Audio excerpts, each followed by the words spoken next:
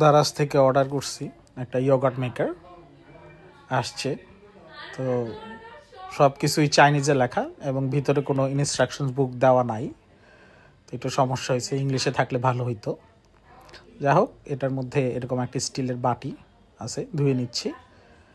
আর এটার সাথে একটা বট আসছে, যেটা মেশিনটা ছোট বেশ, একটা হাতের পাঞ্জার সমান।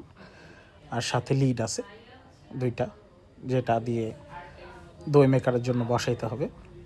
তো যেহেতু কোনো ইনস্ট্রাকশন ছিল না, জানি না কিভাবে করতে হয়, একটু ইউটিউব ঘেটে দেখে নিলাম।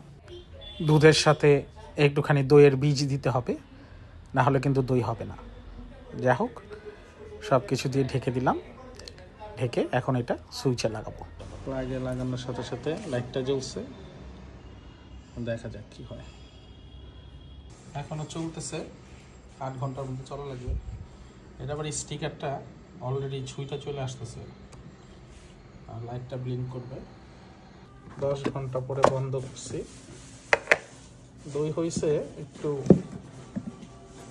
পানি পানি আছে, একটু পানি উঠছে।